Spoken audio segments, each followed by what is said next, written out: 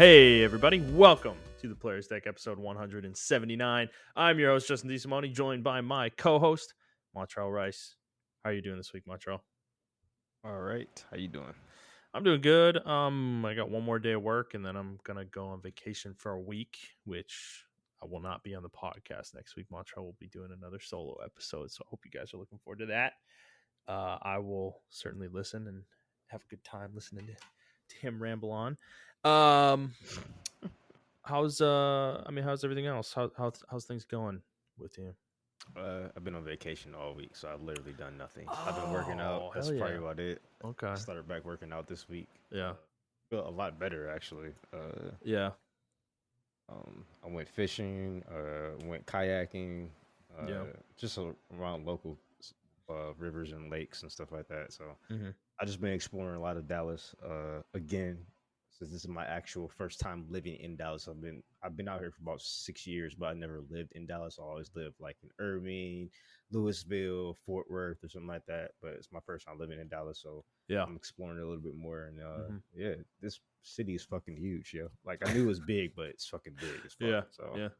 Well, that's good, man. That's good. I'm glad you're having a good vacation. I guess I'm gonna do it next week. So I'm gonna be on a cruise though, so it's gonna be scary with all the COVID and fucking monkeypox fun. But I'll just avoid people, try to relax. So yeah, I can see you too on your list. Clearly, you have been on vacation because you got a lot of games you've been playing. Clearly, so it sounds yeah. like it's been pretty good. I have been fucking exploring a new obsession with Magic the Gathering. This has become quite absorbing to the point that I'm like playing. I'm trying to play multiple times a week now. It's we played a game yesterday of Commander and it was very, very fun. There was some really crazy shit that happened. Kind of insane moments that are like fucking this is impossible like kind of shit, but Mm. it's actually really fun, dude. Like I'm actually really enjoying it a lot. The game is like crazy. There's some really unbalanced shit in Magic the Gathering, but honestly, everybody can do. It's kind of like League. Like everybody has access to unbalanced shit though, so that's how the game balances itself out. It's like everything's unbalanced, so who cares, you know? So it is a very interesting game. I'm enjoying a lot. So, well, Matra, why don't we just jump right in this week?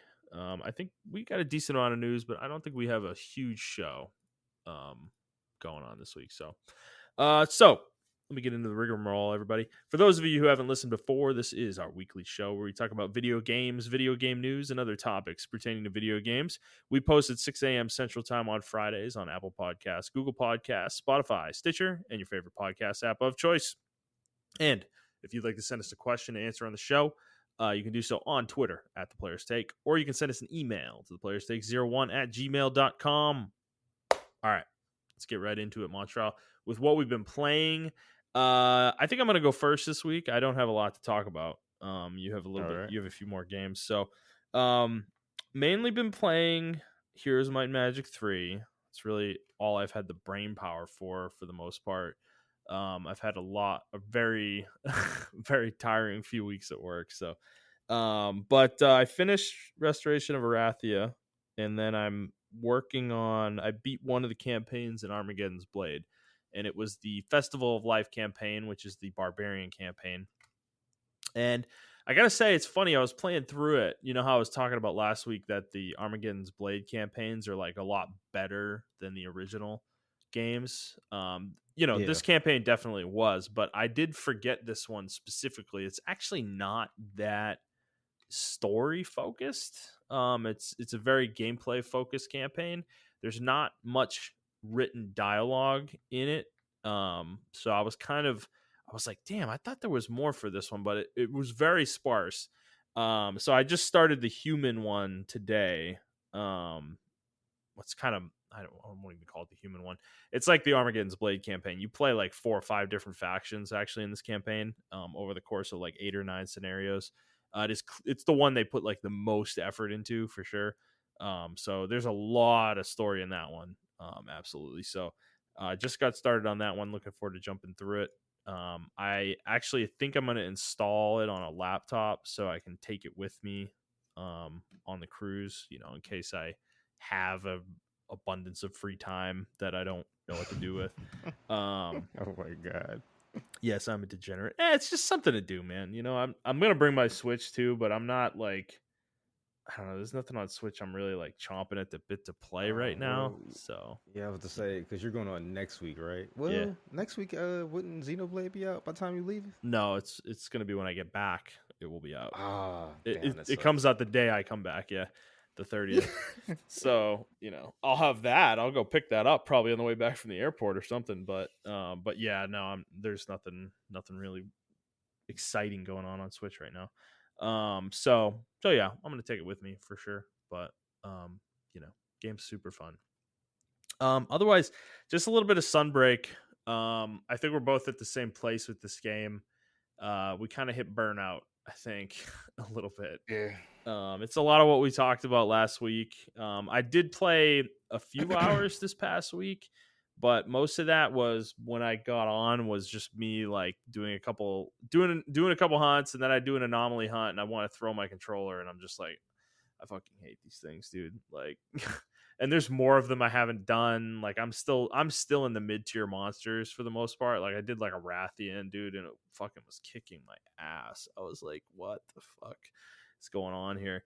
It's just the level of aggro these monsters have is insane. They're just like constantly enraged, and it's a little bit annoying. So, but Yeah. it's weird. I say all this, and I kind of want to play today.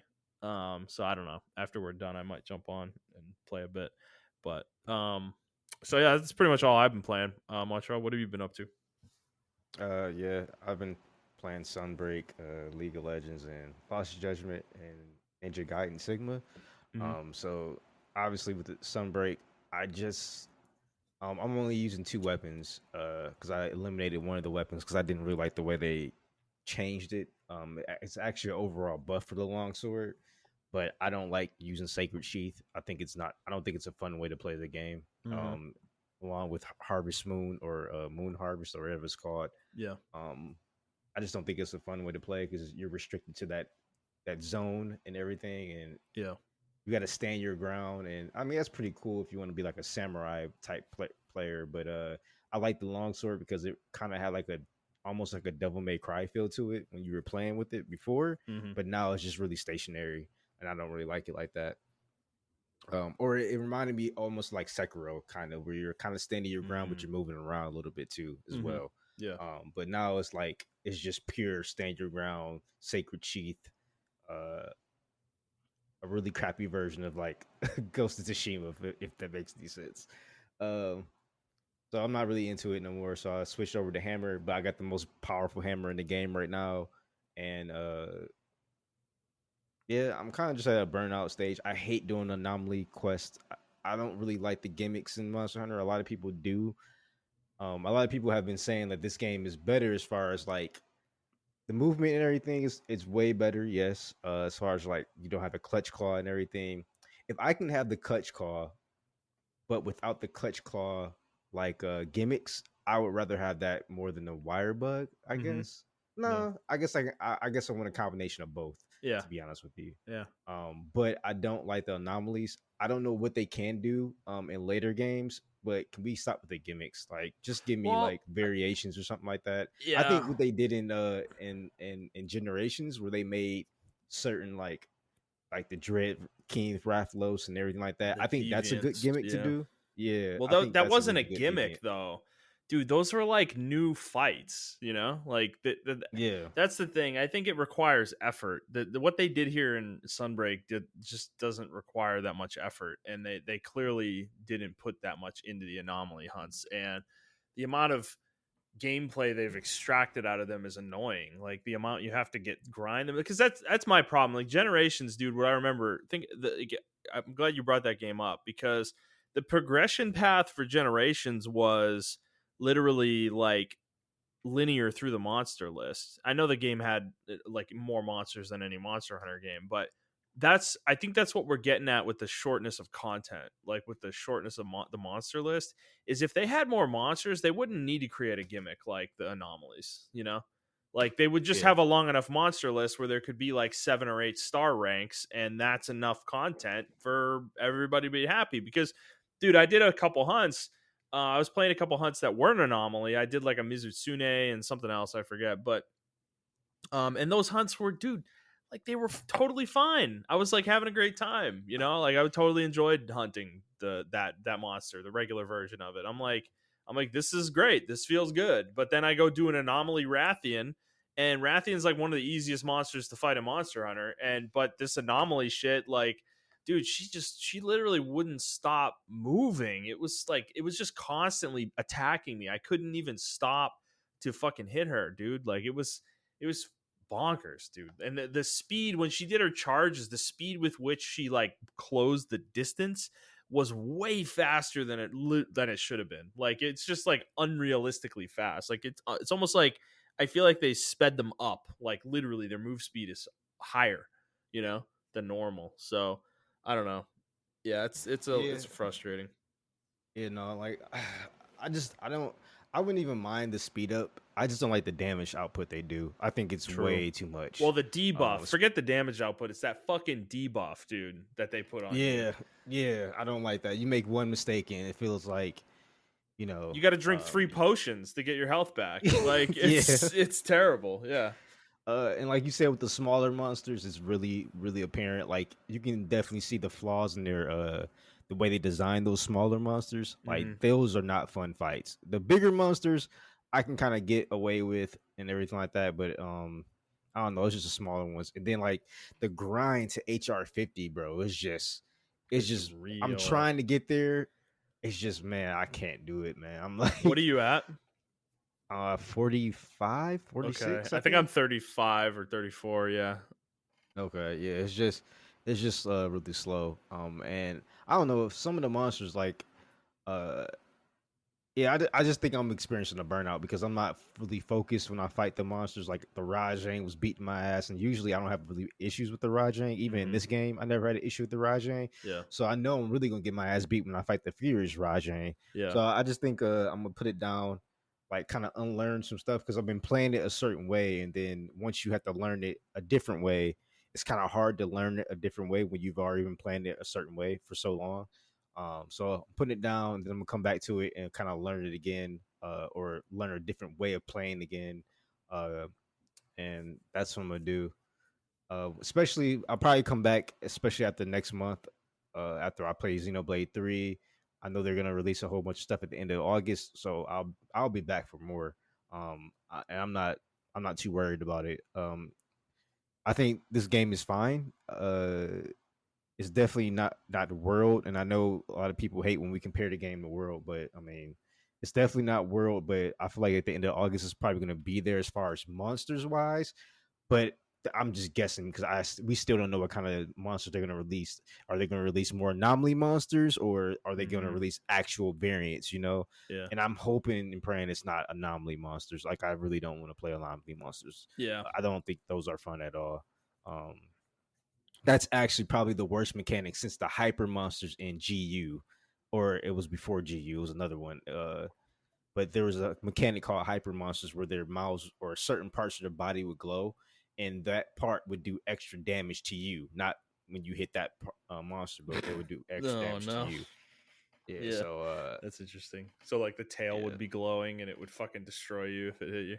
Yep. Exactly. And I thought they were called because what are they called in here? What are the anomaly monsters called in here? Tainted or something like that.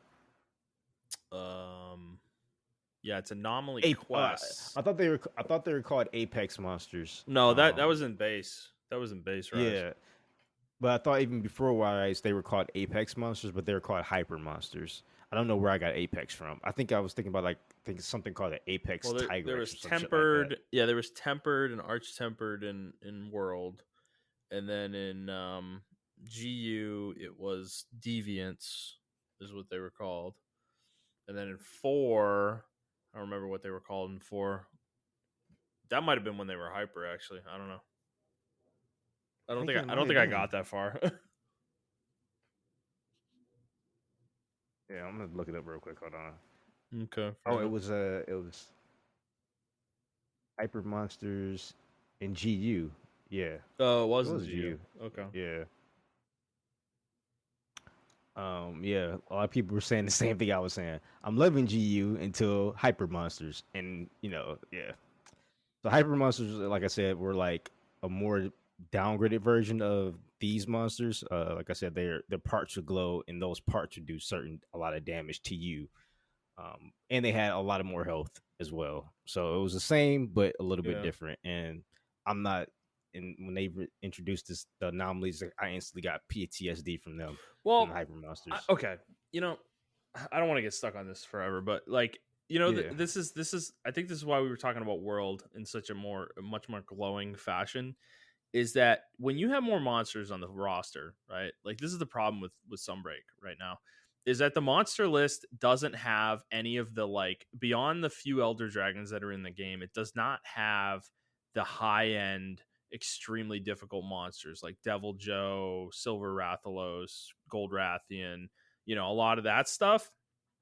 Those monsters are like the end game of Monster Hunter, like generally. And they have the best armor, they have the best weapons. That's kind of always how it goes. But there's a steady progression through the monster list to get there a lot of the time, and this game doesn't have any of those for the most part, besides like Valstrax, I guess. Like that's one for sure. But so like the game doesn't have a clean progression path, so they had to introduce this gimmick with the anomaly quests to finish off the rarity, like the weapon trees. And dude, like I think they clearly heard the feedback about the lack of rarity 7 weapons in base rise, clearly, right? Because yeah, every weapon tree for every weapon has a rarity 10 weapon. It's like literally comical what they did. They're like, oh, you didn't think there was enough equipment in base rise? Well, here you fucking go. Here's every single weapon gets a level 10 version.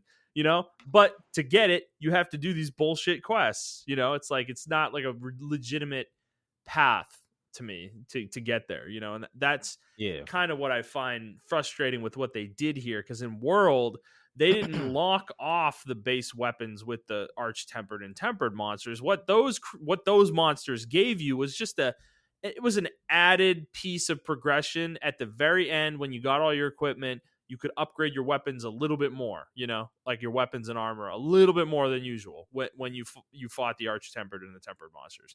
That's all you got out of it in World. And I like that, because it's there for people who really want to max their characters out, but it is not a requirement to progress, yeah. whereas here it's a requirement to progress. Because when we played Iceborne, we didn't do tempered monsters. Like we almost never, I don't even remember us ever getting to the point where we did those. Um, Nah, but it was just so many monsters though. It was yeah, so many monsters, yep, and it was so the time to grind them was, I don't want to say long, but it was like doable. And yeah, when we logged on, we always had a goal in mind and everything of that nature until we got burned out. right.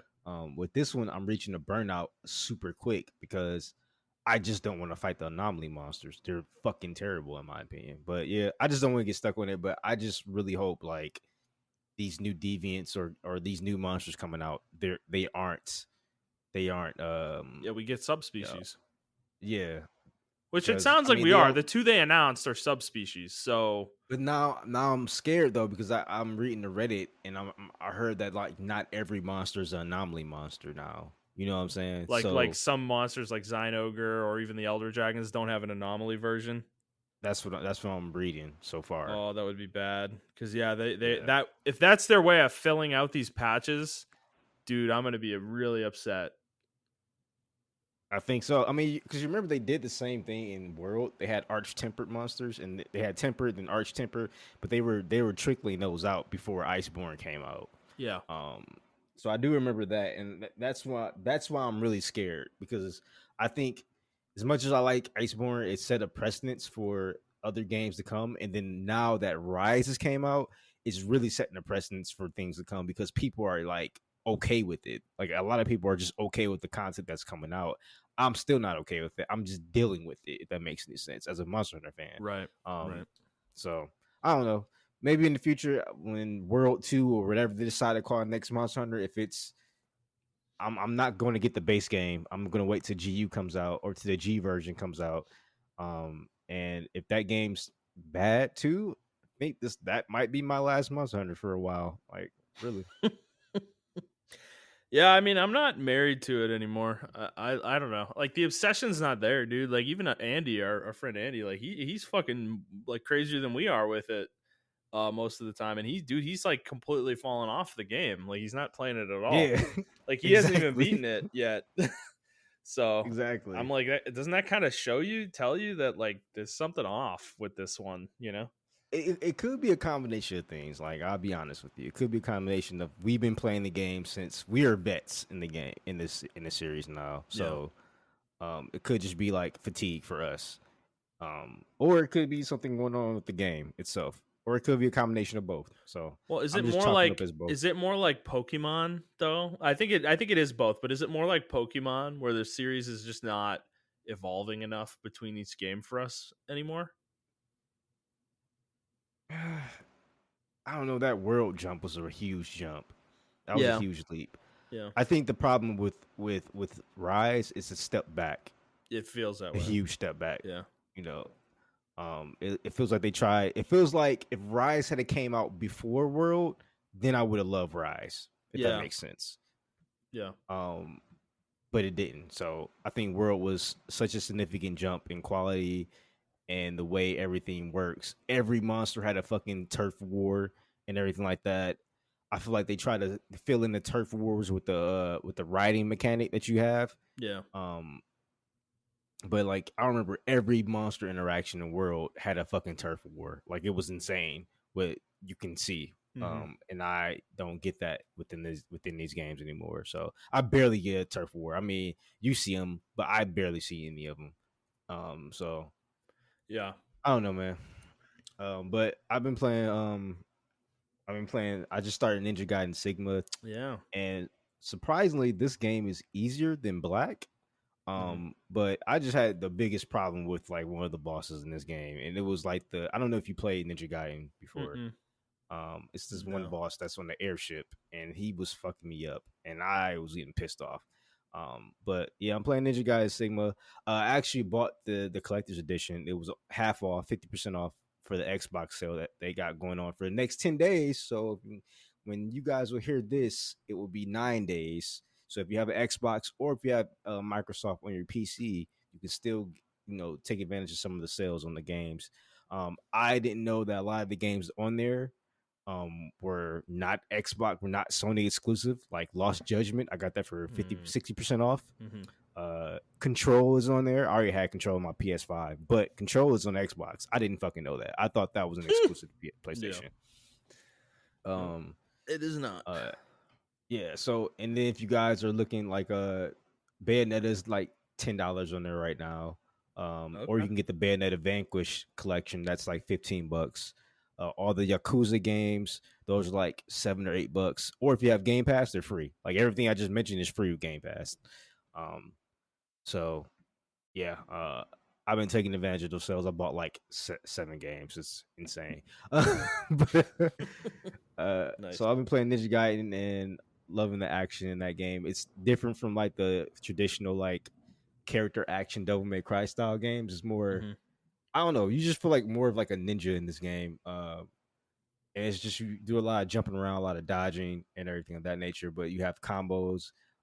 It's just really cool the way they do their action games compared to other people's action games.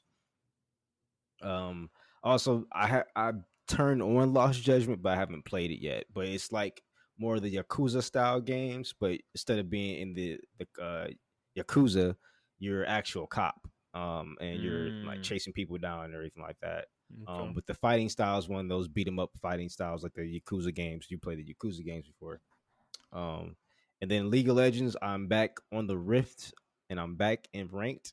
And I've been climbing actually because I Oh have my discovered. god. But I have been climbing though because I've been playing different junglers. So I've expanded my horizons and just started playing different junglers and stuff like that. And Mm-hmm. I've been climbing. So Mm-hmm.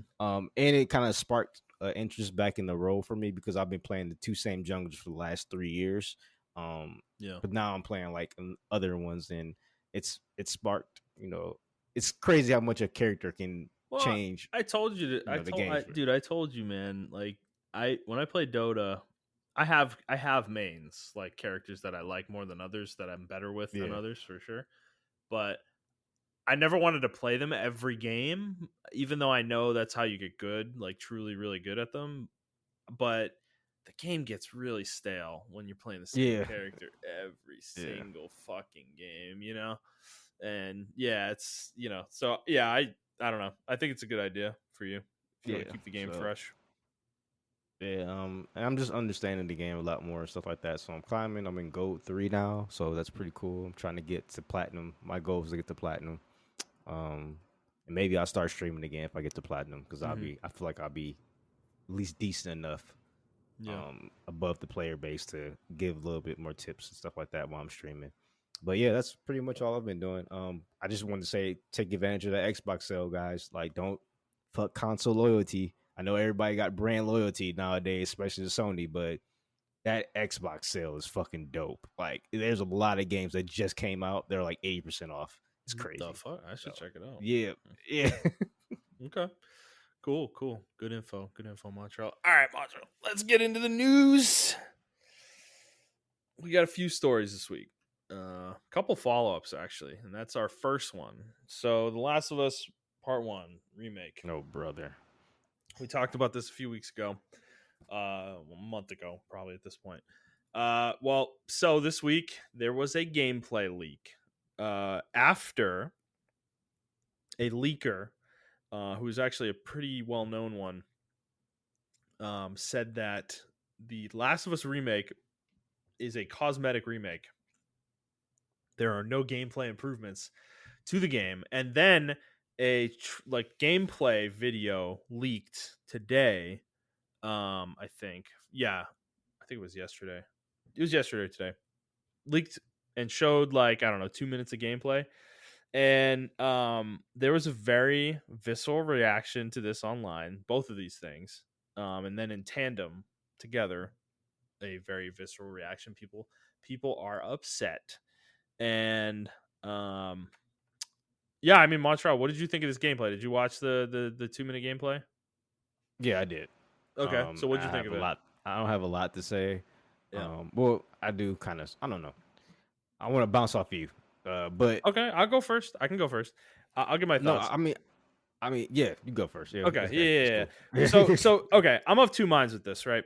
Number one is when we talked about the Last of Us remake when it was first announced. I remember kind of defending it, right? I was sticking up for it because my main point was the Last of Us Part One, the game story, environments, setting, and everything like that, combined with the Last of Us 2's gameplay is Mhm. like that might be the perfect video game package, for me.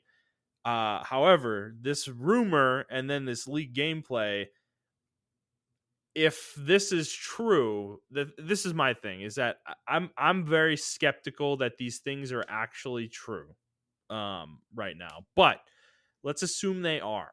And the game comes out in September and there's no gameplay improvements at all. And it's just using the original game's kind of gameplay structure and everything and systems. Yeah. That would be an absolute fucking travesty and also total scam by Sony to try and pull this shit where you're calling this game a remake, but you don't touch the gameplay for a game that is the most dated So part of The Last of Us Part 1, that's really where I'm at right now.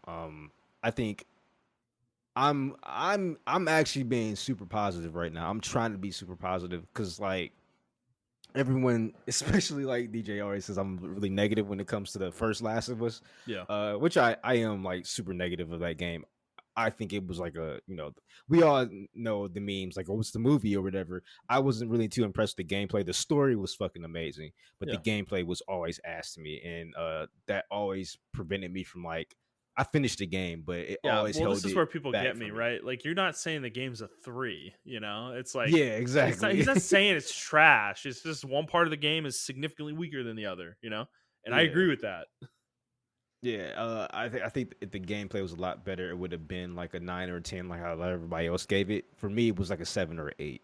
The gameplay was really lacking, but everything around the gameplay and the story and everything like that, it was really good, and that's what brought it to a 7 or 8 for me. Mhm. Um, so when this remake was coming out, even though like I was on the other side of the fence saying like I don't think it really needs a remake. When they said in on their website, I believe on the PlayStation blog, it said gameplay improvements. So I'm thinking like, oh man, you guys are gonna, since you already built the engine for Last of Us 2, you're just gonna port it over to the Last of Us 1, change a couple of things, and then we're gonna have like a dodge mechanic and everything like that, like how Ellie and Abby has and everything like that. Like I thought it was gonna be like that. Um, because I don't, if it doesn't have that, if the enemies don't change the way they do things, if the levels don't change the way they do things, then it's not a remake. A remake to me is Mm-hmm. Resident Evil 2. That's a fucking Total remake. overhaul. You Yeah. Yeah, if you go back and play Resident Evil 2 original and then play Resident Evil 2 remake, you'll be like, holy shit, this is two completely different fucking games. Um, even I'll even say to the extent of Resident Evil 1, even though it still has the tank controls, they've remade the map in Resident Evil 1. They updated the graphics and everything like that. But I can give you that if you want to say that's a glorified remaster. I'll give you that. Um the thing is they never called Resident Evil 1 a remake. They called it Resident Evil 1. That's all they called it. Yeah. I think they did call it a remaster or something like that. I don't know, maybe GameCube version or some bullshit like that. Mm-hmm. But they updated everything in that game as far as everything surrounding it. So um when I that's what I get from this game. This game they updated everything around it except for the actual gameplay itself. Yeah. And I don't know if you would call Resident Evil, we a lot of people really don't refer to the Resident Evil 1 as a remake. They just say like a remaster or whatever like that, like a graphic overhaul. And Mm-hmm. will you constitute that as a remake? Right. I don't know. You know what I'm saying? Like, because bar for bar, Resident Evil, I'm using Resident Evil 1 because it has a lot of the same sticks. It has a lot of the same things as the original thing. It's just the graphics were majorly overhauled. Yeah. Where they actually remade the maps and everything like that. Because a lot of Resident Evil 1, the original was pre-rendered. So they had to make everything from scratch again. All the environments are 3D and everything of that nature. Mm-hmm. So with The Last of Us, from what I've seen so far, and with the screenshots they've done the exact same thing, which is they've remade the environments, updated the graphics, the character models and everything like that, just like Resident Evil 1. They just didn't touch the gameplay. They may have made quality of life improvements, but they didn't do a complete gameplay overhaul like it was of Resident Evil 2 remake or Resident Evil 3 remake. So I don't think calling this a remake is justifiable. But it was another term that people were using though. It wasn't remastered. It was another Reimagining or term. remix. I think it was remix. I think Yeah. that may be a good one. Remix, like because you got Kingdom Hearts remix and everything like that. Which like added gameplays, had the same gameplay and everything, but it added a lot to the game, including like 60 FPS and some graphics updates. But they added content and everything. And if that's one thing I want them to do, I want them to add content to the game, like add a little bit of additional story beats. Because like even Ninja Gaiden Sigma, like they didn't really update the graphics. I mean, they updated the graphics, of course, to like do upscale 4K and everything like that at 60 frames per second, but Mm-hmm. it still looks the same like it is on the Xbox. It's just like it's better on the eyes when you play it.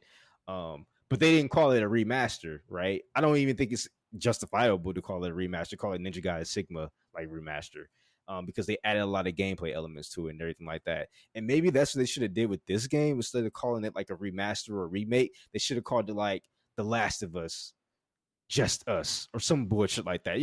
Kind of justifying that it's not really a remake or a remaster. It's kind of in between both. You know what I'm saying? I think they would have got away with calling this a remaster, and that could have been justifiable. I don't think calling this a remake is Mm-hmm. justifiable. I'm hoping though that the gameplay leaks that we saw were not from the actual game copy that I heard that's already out in the wild, like Xenoblade Chronicles 3. Yeah. But I'm hoping like this was like some sort of alpha of the Old game. build. So Yeah, yeah, I want to get into that real quick because I think it's very possible that this is a really old build of the game. yeah, I all like because honestly, I just with the studio that Naughty Dog is, I just don't feel like think about The Last of Us Part 2, dude. Every part of that game is so meticulously put together, you know? Yeah. They're not Yep. the kind of studio that's going to cut corners, man, even if Sony tells them to. They took 2 years to make this, you know, like after another team had already worked on it. So that's the part that doesn't add up to me is I don't buy what I saw in some of this gameplay I'm seeing leaked. This leaked gameplay, dude, is like I just don't know. I don't know. I don't know what to think. So it could be an old build. It could be honestly the game. This might not be the final build, even if it's from a few months ago. There's a lot of like 4 months is a long time for a game to kind of get its quality up, you know. So in some of these screenshots I'm seeing, dude, they feel intentionally doctored to look bad. Like I don't know, like So that's another a lot of thing this shit I'm too. seeing on Twitter, like these are fuzzy ass screenshots. Like they're like not clear at all. Like it's like people are intentionally making them look worse, you know? So So yeah, that's another thing too. I actually really tried to look at it, and I actually went back and looked at. I actually powered on my Last of Us 2, or Last of Us, I'm sorry, Part 1 copy hmm that I have for my PS4, hmm and then just to look at the UI and everything like that. And I don't. It's very easy. I think you can actually turn off the UI in the original game. I should have did that. I think it's very easy to turn off the UI, make a video, like record yourself playing, and then alter a UI, put a new UI on there, and all you gotta do is use After Effects, yeah. and then you can customize. Like when you shoot a bullet, you can make the UI in After Effects change to where like it's cycling the bullets and everything like that. So I don't. But that's the thing. I don't know. Like either it's a really good fake or like this is the game. So that's Yeah. why I've been kind of holding my opinions on it. And I haven't really been like usually I go hard on stuff like this, especially on Twitter, but I've really been reserved on it because everything surrounding the leaks is just fucking weird. Well, the other part about the leaks too that is weird and really I mean, because remember what happened to The Last of Us Part 2, right? There was a ton of shit leaked about that game that was all fake. you know, Yep. like Yep. the shit with Abby being trans, and there was a lot of fake plot synopses that were leaked out there that people globbed onto and like kind of believe some people still believe that's really what the game was, and they never played the game because of it. You know, like it hurt those leaks hurt The Last of Us Part 2 irreparably, right? That game just Yeah. eclipsed 10 million copies sold. That is insane. I can't believe that. Like, you know, for a game in this world, like this IP. So that's kind of my thing here is I think some of that was intentional. Obviously, if people are leaking fake stuff, that's intentional. They were trying to hurt the game. And I'm just wondering if that's maybe what's happening here too, you know? So we won't know until the Yeah. game's out. But you know, that's the problem. The damage is kind of done now though. This narrative is running away like online. Like people are really fucking going in on this. Like they think they are positive this is the game. This is the way it's going to look. This is everything, you know? Like this is it, you know? And the thing is that gameplay that I saw of that firefight, it wasn't enough for me to really say definitively that it has no Last of Us 2 mechanics in it. You know, I'd have to play it, you know, or somebody would have to go through it more meticulously. It was mostly just him shooting a gun, you know. There was Yeah. one point where he meleeed a guy, and that was it. You know, so that's not enough to tell that the mechanics are severely like are the same, you know, for at least for me, not with this kind of shooter, but so yeah, I don't know. I'm not like I'm just reserving judgment, but now this is definitely becoming a game though now in this situation where I'm going to wait probably a few days just to see what the reality is with it and go from there. But that may be Yeah, they have to do a statement now. Like I I think they need to understand they do trying another to keep. trailer. Yeah. Yeah, they have to do something because they can't let this get away like it did with Last of Us 2. Mhm. And that severely hurt the game. And I went into The Last of Us 2 very negative. And in that when I played that game, I was like, yo, the character I thought I was gonna hate turned out to be one of my favorite characters. Yeah. So it's like Right. Yeah. uh that's why I'm really fighting so hard to give this game a benefit of the doubt. Because like you said, I don't think Naughty Dog will release a game. They know the caliber of how The Last of Us is. Yeah. They got a HBO special coming out as well. Like they have all these things coming out. And that game is like such a quality game as far as like, setting the standard for like what stories should be told in video games in the future. Mm-hmm. Um, I don't think I don't I can't see them doing this. I can't. And if Well, they do it, yeah. I don't even want to blame them. I want to blame Sony. Yeah. I But the thing so is, Naughty Dog took this game specifically from another team. Another team was working on it. And Naughty Dog saw it and they were like, this isn't good enough. And they took it, to work on it mhm. themselves. So, like, that's my point is like that indicates to me they wanted to make sure this was done fucking right, you know? Yeah. So I don't know. Again, we'll see. We'll see what they do if Yeah. they do another trailer. But if they don't, I mean, the game's coming out in about 5 or 6 weeks, so we'll find out soon. But yeah, I definitely wanted to talk about this because I do feel like there's something weird in the air right now with Sony exclusives. Definitely The Last of Us, but I just think even Sony games in general right now, something's going on. People are being really, really fucking hard on these games now suddenly. And like Ragnarok, like you're seeing the same thing with God of War where people are like, oh, it just looks like the first game. Like, what the fuck, man? And people were like all up Horizon's ass about some of the reused animations in that game too. And it's Yeah. like I think people are being kind of unfair at the moment, to it. Because these are still really quality games, like It's I'm one of those things though, I think when you're on top, everybody wants you to fail. true. Because you Yeah. remember the same True. thing happened with Xbox, but Yeah. Xbox actually couldn't bounce back from it. Like when Yeah. Xbox was on top, They everybody couldn't was yeah. being critical They of couldn't like keep delivering. Halo. Exactly. And then Sony slowly came up. Now that Sony's on top, I feel like everybody's trying to pull it down, and looking for any reason to pull it down. Where they just haven't been missing for like the last 7 years, 7, 8 years, they haven't really been missing with the Yeah. exclusives at all. Yeah. Um, so I don't know, but yeah, you're right. I forgot about how they were hating on um Horizon and everything like that. But the God of thing War, is yeah. weird. God of War. The thing, and I wasn't really, and people thought I was hating on it. I was like, I just know it's gonna be good, so I'm not getting my expectations lowered or higher. I just know the game's gonna be good. Like Santa Monica Studios haven't really missed, so um, I'm not really too worried about the game. But the thing is really funny is like there have been some Sony IPs that failed. Like Knack came out, Mm-hmm. that came and went. Killzone came and went. Drive Club. Drive Club, yeah, I That forgot was a all about while that ago shit. now, but yeah, Drive Club, that was a total failure. Um, Even to a certain extent, Gran Turismo. Dreams. I know Dreams, yeah. Um, so I'm not too sure what's going on in the atmosphere right now, but there's definitely some like maybe it's some corporate espionage and people are like paying people to spread rumors and everything like that There's online. bots out there, yeah, Yeah, doing this so shit like for the elections. Yeah, I mean, yep. I don't like the thing is at this point, I don't think any of that stuff is like off the table. There's a chance some of that's happening, but Yeah. we don't know. So it's just speculation. But we'll see. I mean, this is it's a hot button game for sure. I think when that week it comes out, it's going to be very, very, very interesting. So Very interesting. yeah. Yeah. So all right, let's move on. We got another follow up from I think we talked about this last week. I don't know. Time is like a vortex for me No, we right now. did. Okay. Yeah, we did. Yeah. So we talked about John Riccitello's comments about game developers and monetization.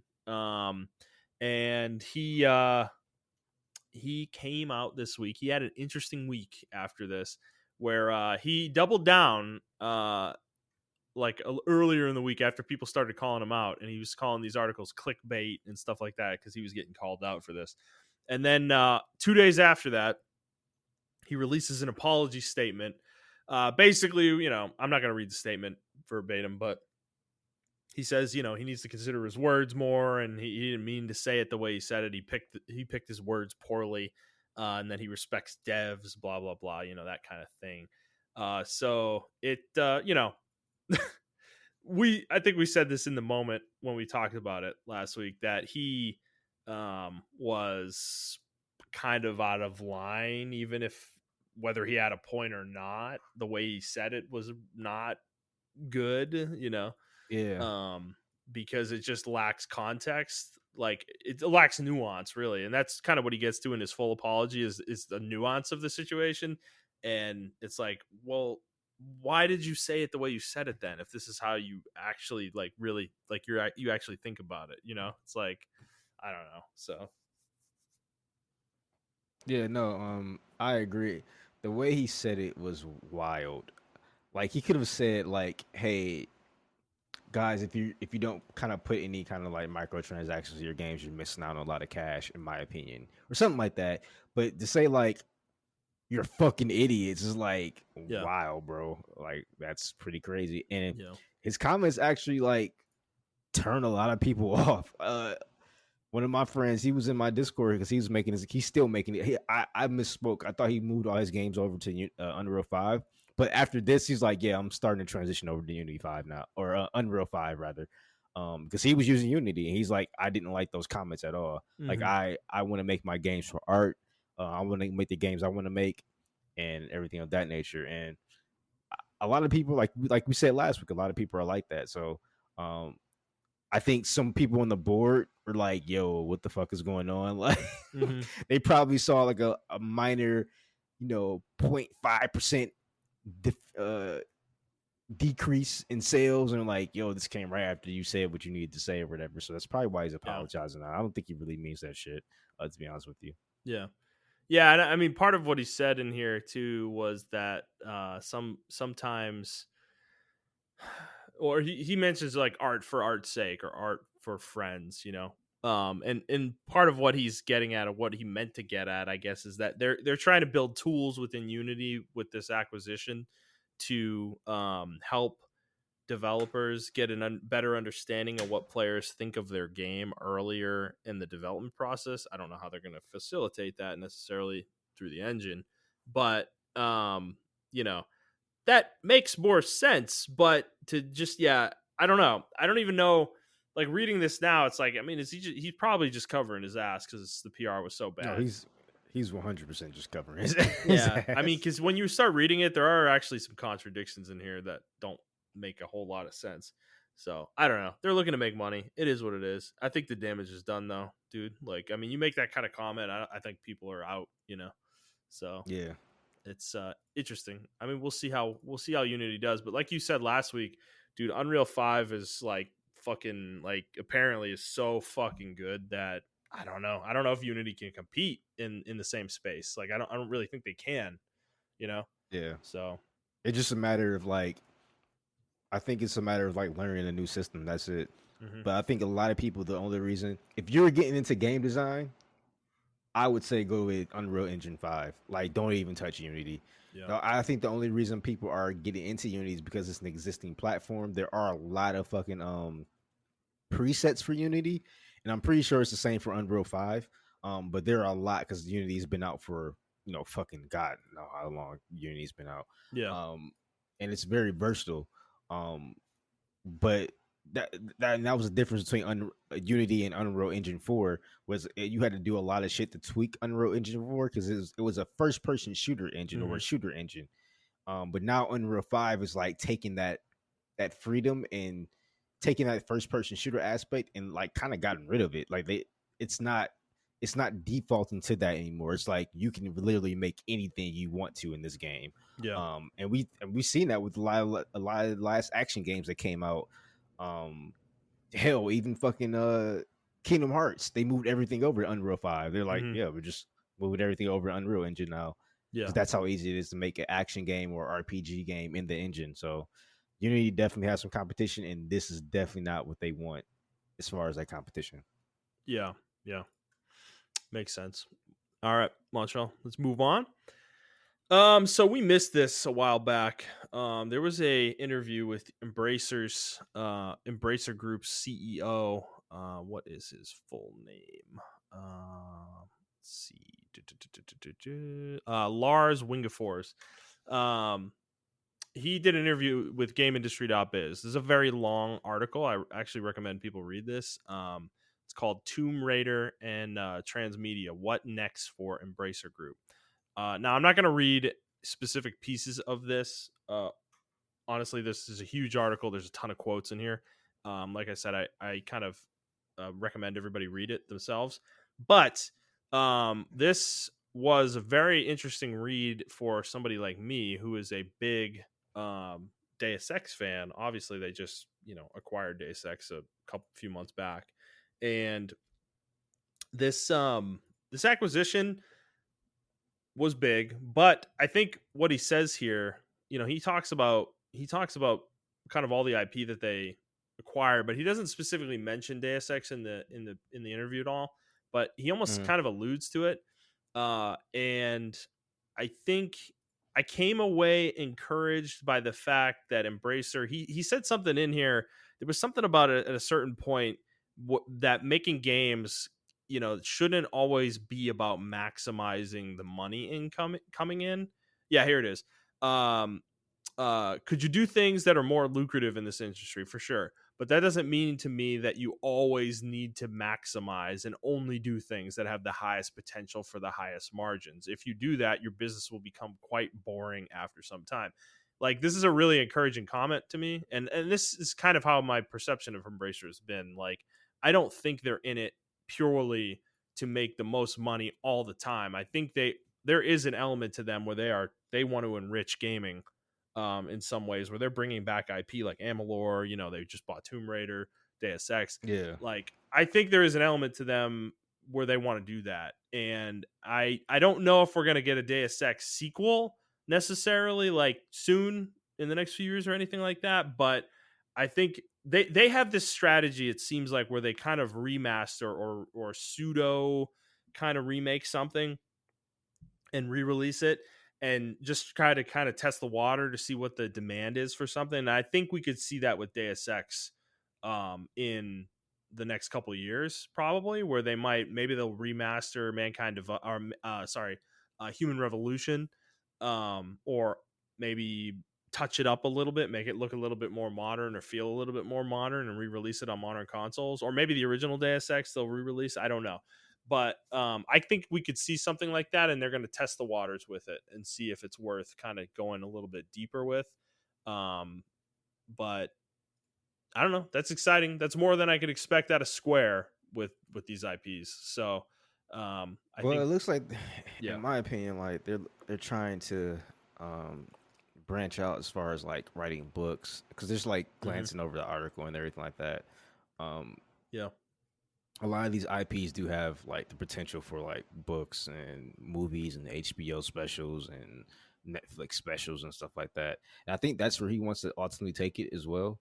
I also think they also want to separate themselves from, because let's be honest, like corporations don't really have the best reputation right now, especially like Ubisoft, uh, EA, and everything like that nature. Hmm. Like these major corporations don't have the best fucking PR right now, and I think Embracer Group, to avoid that, they're saying certain things and they're probably doing certain things too, like to just avoid that stigma, Hmm. because it can be an overall net negative in the long run. Like, yeah, you're making a lot of money and everything like that nature. Hmm. Like, let's be honest, right? For EA, the only reason that company is still afloat is because they have Madden.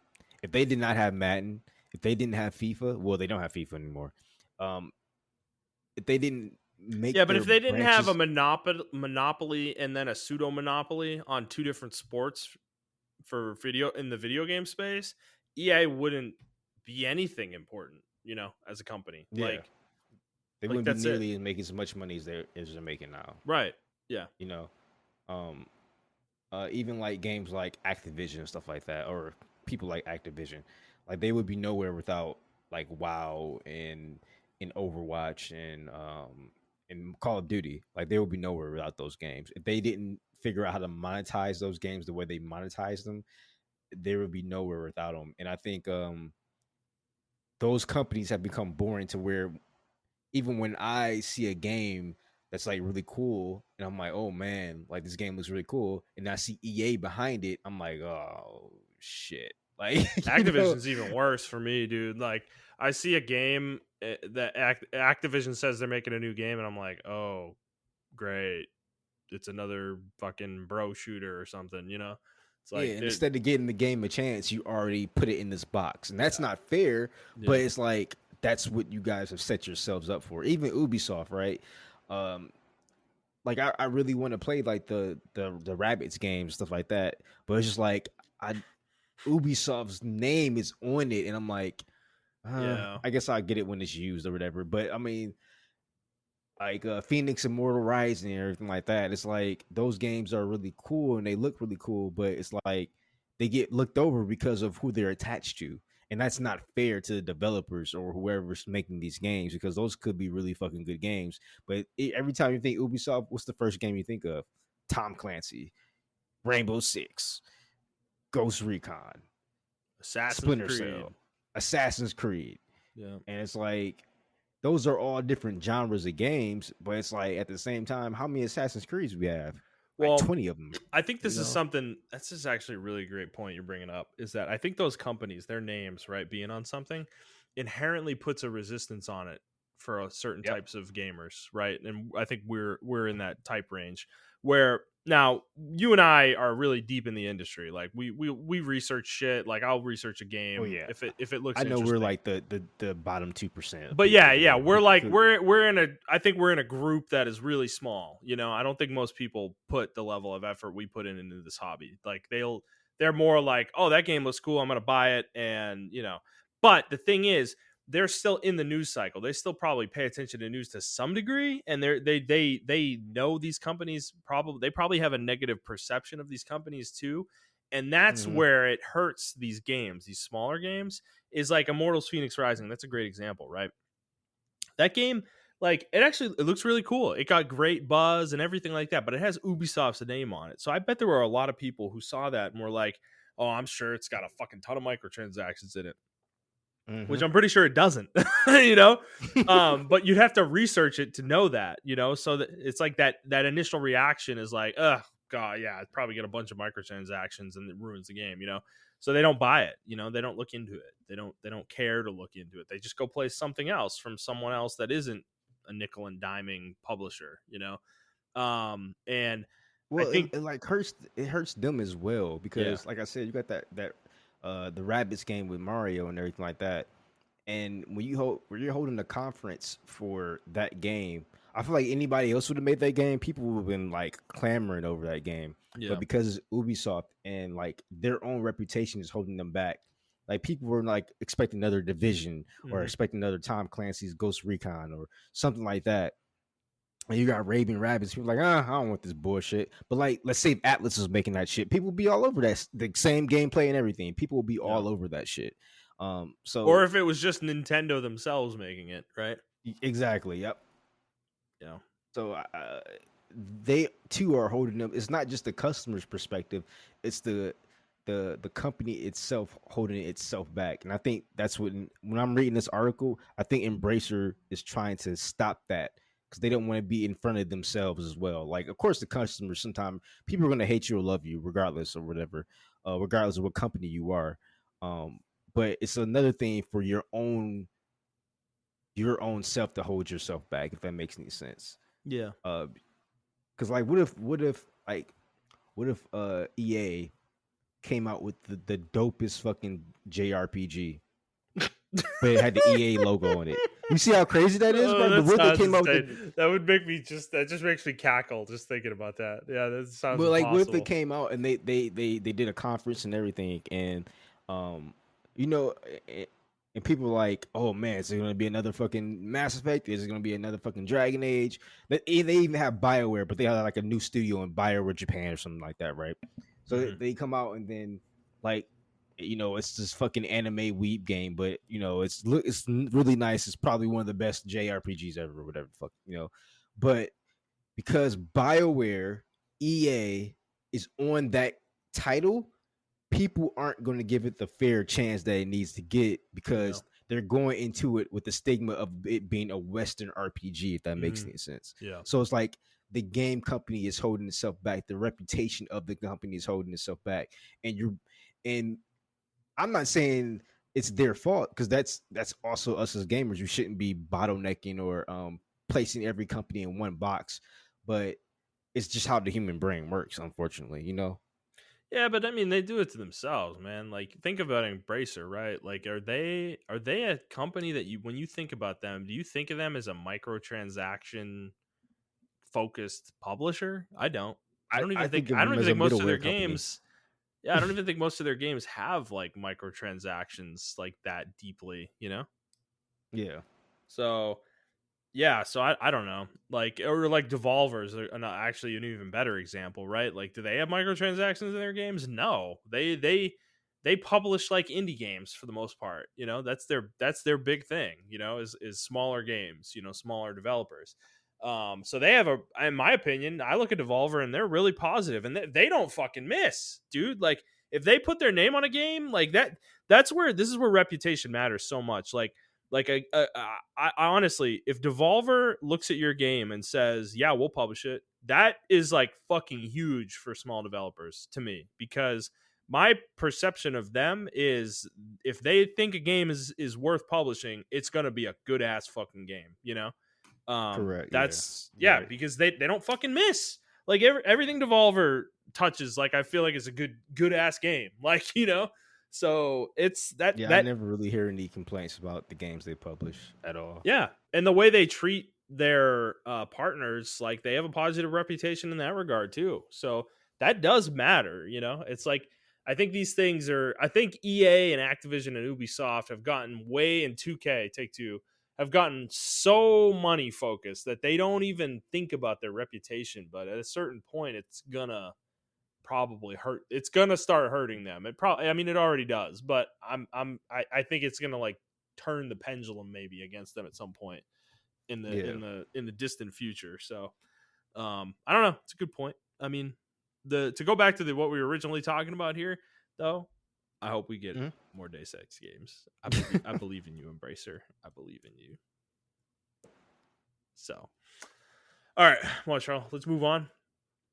Our next story. This is kind of a minor one, but I wanted to talk about it because it is kind of notable. So Persona 5 Royal is coming to PS5. It's getting a native PS5 port, and Atlas has confirmed that PS4 owners of Persona 5 Royal will not get a free upgrade to the PS5 version. You will have to buy the game, and they're going to be charging a full $70 for this game when it releases.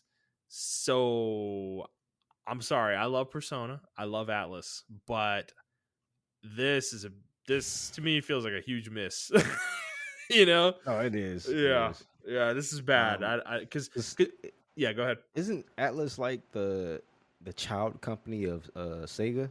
Yeah, Sega Like bought Sega's them. their. Yeah, Yeah. Okay. Sega bought them a while So ago. I'm assuming this is maybe a Sega thing. That's the only thing I can think of. Well, I think they're trying to milk this game for everything they possibly can, right? Because this is like a huge cult hit, right? And Yeah.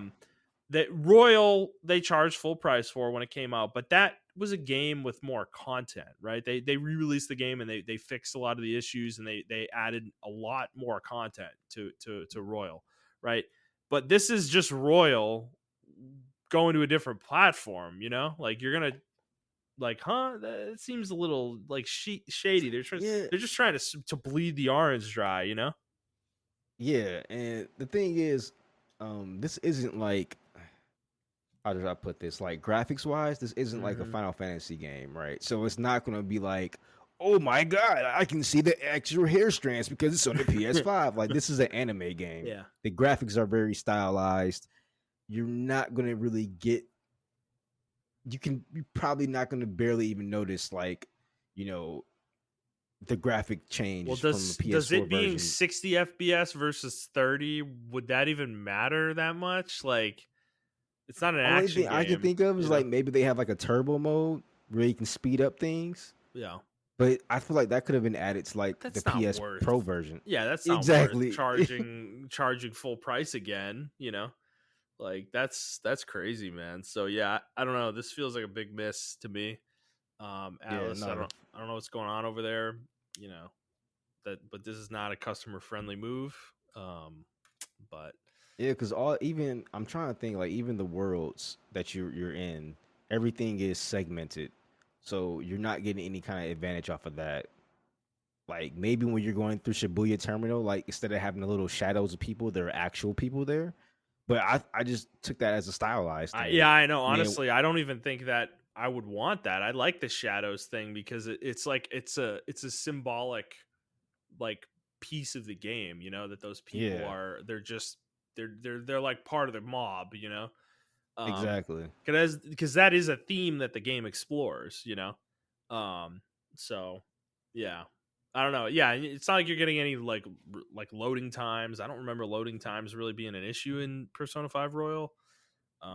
So I don't even know if I don't really feel like loading times are really going to benefit that much. Like the But game that's not being on worth PS5, $60. just yeah, the game being on PS5, just it's not like that big of a difference. Like I'm gonna say this: if you haven't played it, you don't own it, just buy the PS4 version for like $20 or $30, whatever it is. You know, Yeah, it's like yeah. don't fucking do this. Like this is a waste of money. So because it's gonna work on your PS5, by the way. So yeah, I don't know. Yeah, it's definitely a weird one. Kind of disappointing. A little disappointed in you, Atlas, but it's all right. I'm sure we'll get over it.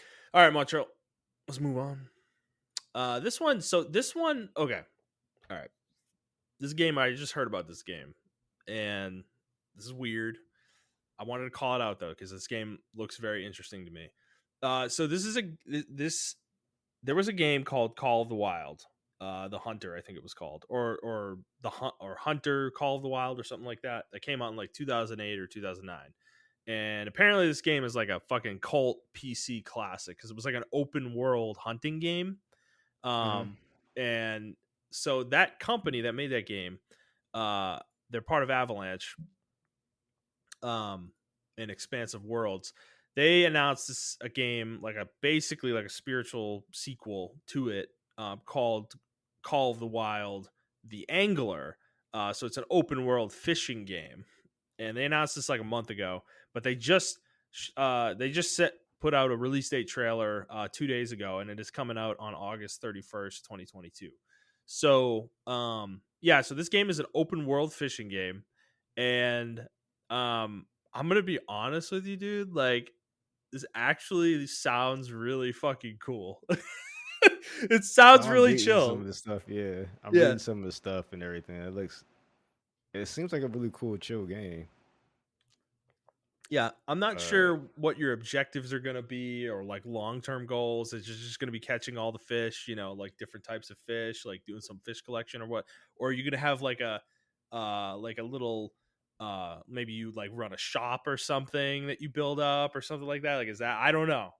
But well, they did um say like you're going to be like on the reserve. You're going to be driving various vehicles over hills and lakes and everything like that to reach prime fishing spots and lakes and everything like that nature. mhm. I mean, that would be cool, and maybe like I don't know, add like some boat mechanics and kayaking mechanics to it, to where you gotta get to the best spot and everything like that. I mean, Yeah. that would be cool. Where you got to go explore and like you go find like a mountain, you know, mountain pond or something. Yeah, Has some exactly. fish in it or something. I don't know.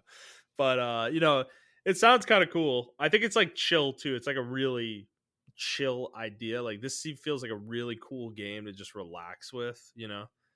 Because you're not going to be like fighting bears or anything like that. More than likely. So, you know, I don't know.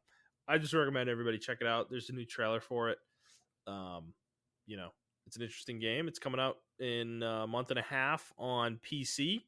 So I don't know. Montreal, are you interested in this? You think I think we might be able to I'm actually interested. play together I'm too. actually interested in the first one, Call of the Wild. I never even heard of the Call of the Wild hunting game. I Yeah, probably want to play that because I like to hunt. So yeah. definitely need to play that game. Oh yeah, this is online. Play on your own or with friends in online co-op for up to 12 players. So yeah, so we could all jump on and join the same world instance. That'd be kind of fun actually. Be interesting. But looks cool. Check it out if you're interested. All right, Macho, let's move on. Next story. This one, I don't know if either one of us care about this, but it does feel notable. I felt like we should mention it. So, Ubisoft had a earnings call this week, and they confirmed that they are delaying their Avatar game, Avatar Frontiers of Pandora. It is no longer coming out this year. It is going to be coming out sometime in 2023 or 2024. Montreal, are you sad? Not really, because I didn't even know this game existed until today. Man, no, that's bullshit. We talked about this on the show. That's the We reason I'm did. See bringing that. this up. This is why I don't like Avatar, because I forget everything about this fucking franchise. It's a fair point. I don't understand why Hollywood is so interested in this franchise, because I'm telling you, when that movie comes out at the end of this year, Way of the Water or whatever, like I just feel like No, it's it's gonna. gonna flop. I don't think it's gonna flop because it's the simple fact that James I Cameron's don't on it. know. Yeah, I feel like people are still going to see it because it's Avatar, Yeah. and people are going to be like, "Oh man, I remember the Avatar, in 2008 or whatever." Mm-hmm. I wouldn't be surprised if it flopped. To be honest with you, I'll be really honest. I think there are going to be other people who are going to go see it as well, especially the film bros, just because they want to spite or smite the Marvel people. Mm-hmm. So I think people are going to go see it out of spite. To be honest with you, so. Fair enough. Do you think this game has any chance? I even don't remember the first game that came. I remember nothing about this franchise. Apparently, there's a third person shooter for the PS3 and Xbox 360 that came out in No idea. I 2009. have no memory of this at all. Only James Cameron game I remember. No, that was Peter Jackson. That was King Kong, and I Yeah. remember that game was like well received. Yeah. Uh, I don't remember this game. I don't give this franchise a fair shot, but with good reason. I don't think the franchise is good. Like I It's watched just the like first movie. it's really And generic. It's just like I don't know. Like I know it's really not generic, but it kind of feels like it is. When I I see mean, these we've seen like the story done before.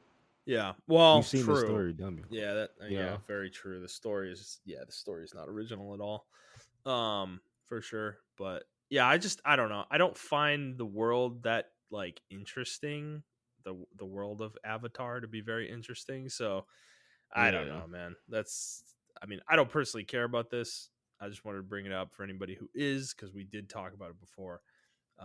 But it's not coming out this year anymore. So, all right, Macho, that's it for news. Let's go to our final segment. Guess the meta score. We haven't done this in a while, but Xenoblade Chronicles 3 is coming out next week, and I'm not going to be here for next week's show, so I want to do this today so we can be ready for it when it comes out. What do you think? What do you think the meta score for Xenoblade Chronicles 3 is going to be? I'm gonna give it 8.5. Okay, 8.5. That's a good Yeah. guess. That's a solid guess. And the only reason I'm not going 9 is because I did not know that there was this unfiltered, unwavering, seething hate for Xenoblade. Did not know it. Yeah, You it's go out on there. Twitter and you have a Xenoblade avatar, like all the other JRPG fans will collectively hate you. Every one It of like them. invalidates you to a certain group of people. Like you are not a legitimate, like your opinions are bad, your taste is bad.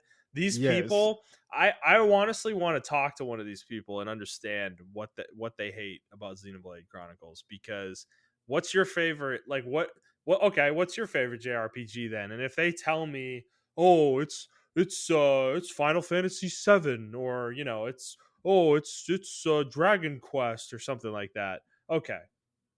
All right. Get out. I'm done. The conversation's over. You have your taste is as bad as you think mine is. So, or Oh yeah. God forbid they tell me Final Fantasy 10. Oh.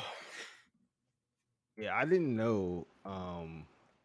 You know what? I didn't know people hated Xenoblade until that Sonic clip got leaked or whatever, and the guy was talking about it, but the guy that was talking bad about the Sonic Frontiers thing had a Xenoblade avatar, and everybody was like, "Oh, well, I mean, you're a Xenoblade. You have a Xenoblade avatar, so your opinion doesn't matter." And I dug deeper in the rabbit hole, and Yeah. I just saw people like hate fucking Xenoblade, like they Mm-hmm. hate it. Mm-hmm. They hate it, yo. But apparently, like a lot of people hate the Xenoblade series is because like it sexualizes a lot of the characters. It's like the tropes and stuff like that. I don't know. They feel like it brings something new to the And table. what Final Fantasy doesn't? I mean, Lulu, Tifa. I mean, I like, come on, like Jesus Christ. I don't know. Like it's like JRPGs sexualize characters. That is like literally a just Japanese. Thing, I'm not yeah. saying it's right. It's not what I want. We've criticized it on in the past. Like, dude, like Mithra and Pyra from Xenoblade Chronicles 2 are completely absurd. Like, they should not look the way they look. But it doesn't make the game unplayable for me, you know? If that's how you feel, then there's a huge amount of the industry that you would fucking hate, you know? Um so like yeah, because dude, that's my thing is again, I want to understand these people. Like okay, if they hate Xenoblade for that, do they also hate Final Fantasy? Because it's done the Well, same thing. Do they hate Fire Emblem? You know? it Like looks like a lot of people didn't like. They like Xenoblade, but then Xenoblade 2 is the one that separated a lot of people from it. They hate Xenoblade Chronicles 2. yeah. I don't know I guess why. I could see that. No, Yeah, two is a dude. Two, I I didn't like like 2. I two. I love didn't 2 like two for actually. a while either. You know, like not to the Mm, point that I think it's a bad game, but um, there's a certain point. There's a certain thing in the game that you unlock that like makes your characters instantly able to use arts in combat. And that's until that's unlocked, the combat in Xenoblade Chronicles 2 fucking blows. Like you know what? You're right. I remember. I it's know exactly so what you're talking about. slow. It's Yeah. so fucking slow. Like coming from X and going to that was like I like it's like they put on fucking training weights on all the characters, you know? Like it was awful. So I can understand it. It kind of makes me wonder, did those people who feel that way, did they beat the game? Did they get deep enough to unlock what I just mentioned? Because if they didn't, I can see why they hate the game. And, Because I mean, yeah. upon my research, that's and you know what? I didn't even know we were going to do this topic. I didn't even know we were talking about Xenoblade. I just did this on my own. But upon like my research, a lot of the hate comes from Xenoblade, is where it takes too long to get to the point for the Yeah. combat. Even in Yeah. the Xenoblade Chronicles 1, that's the major criticism a lot of people have. I think Chronicles 1 honestly is the more straightforward Yeah, out of every absolutely. out of, There's not a moment in that game where they drop a new mechanic on you, really. yeah. Nothing major. Like they add new Monado powers, but that's only one character and a lot of them are not really that useful in general combat most of the time. Yeah, So, exactly. yeah. And I think a lot of people's first and a lot of people did skip out on Xenoblade Chronicles 2 or 1 and they went straight to 2. Um Yeah. and I think now 2 is more layered the way they release mechanics, and I think that's Yes. where that hate comes from. Well, because they did the same But thing I with don't X, right? Is yeah, the whole mech thing? You didn't get that until 40 hours into the game, you know, and the it like combat I feel took. like the combat in X was like But really solid it was without the good mechs. though. It was like no, it was beyond good actually. Like the combat in X is the best in the franchise, you know. Oh yeah. Okay, there we go. Yeah. Yeah, Yeah. I can agree with that. But Because before that's the the thing. mechs came That's the in, difference it was really between good. yeah, that's the difference between X and 2 is the combat in X is immediately good and stays good the whole time. It never gets worse. And when they introduce the mech thing, it doesn't make the game like it doesn't make the combat like better in the sense that it was worse before. It's just a different mechanic that is really fun as well, you know? So it like layers a new thing on that's really cool. Whereas with 2, the game is objectively worse up until the point where you unlock arts being usable immediately, you know, in combat. Like it just that to me it's like that's objective. I that was my issue with the design of the game. I don't hate the game. I just think that was a big miss for a while. And that the other problem I have with that mechanic is that it's hidden in character skill trees, and it's not obvious that that skill does what it does. You know, it's not written very well. It doesn't spell it out for you. And to me, like, I think it's because I went a long time without taking those because I didn't know what it did. It wasn't obvious to me. So I was like, I don't want to waste because you get skills so infrequently in Xenoblade Chronicles 2. I'm talking like hours between you unlocking one and another, in the skill trees, that I didn't want to waste my unlock on something that I'm not even sure what it did, So Yeah. obviously I could have looked it up, but I shouldn't have to do that. Like that's the game's flaw. So I can see that with 2, for sure.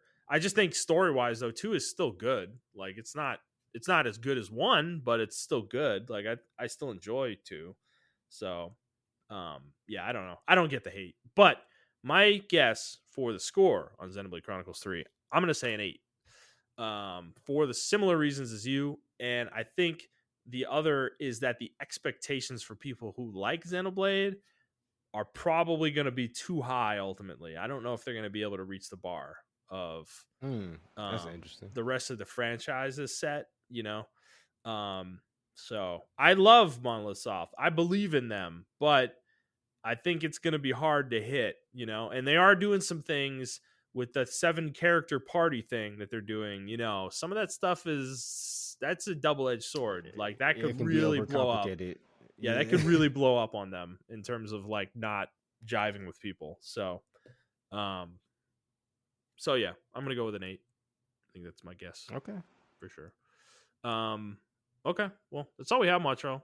I did want to ask you about one game before we go. You know that game Stray that just came out? Yeah. Do you plan on getting that? I already have it. Oh, you do? Okay. How much is Yeah. it? Is it $40? I think it was $39.99 for me. Yeah. Let me Okay. check real quick. Yeah, but yeah, I'm not. I don't think I'm gonna get it now, but I want to play it. I definitely want to play it. I've been interested in this game since it was first shown, but people are really positive on it, so I definitely want to. It's actually $30.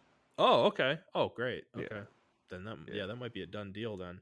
Yeah, this game looks really cool. I like the idea of playing a cat in a game. Yeah, I will say it's very linear. That's actually okay with me though. I'm not. Yeah, it's a linear based like environmental storytelling game. I mean, you talk you don't actually talk to anybody. They talk to you. Like the residents and the robots, they talk to you. Like, 'cause you know how we talk to our cats and shit like that. And they're just like looking at us like, what the fuck are you talking about? That's exactly how it is in the game. But you do have an objective and everything like that nature. And I don't want to spoil it for you. Yeah. But I think if you like cats, I recommend it. It's a fun. You can sit meow. back. Yeah, you can meow. You can purr. You can scratch the couch. Yeah, and they all actually introduce mechanics to later on in the game for that. But it's a nice little chill game. Like you just want to get away from something. You don't want to play something too stressful, whatever the case may be. It's a nice little chill game. 4 or 5 hours. Yeah, I may grab it when I get back from my vacation and give it a shot. If you guys have the PS Plus Extra, you get it for free. Yeah, it's included in that. That's pretty good. Decent get for Sony. All right, man. Well, is there anything else you'd like to discuss before we go this week? No, sir. All righty. Well, let's wrap up then. So, thanks for listening, guys. If you like this episode, please like the episode, review the show, and subscribe to the show on whatever feed you are listening to it on. And please share it with your friends. If you'd like to interact with either of us on Twitter, you can do so at iTrap for the Hokage for Montrell. That is the number 4, not the word. I'm at ThunderNut01. And the show is at The Player's Take. If you'd like to send us a question, you can do so on Twitter, or you can send us an email to theplayerstake01@gmail.com. And that is it for us, guys. Like I said, Montrell will be doing next week's episode solo, so look forward to that. And then I will be back in 2 weeks. So I hope you guys have a great week. We'll see you next week.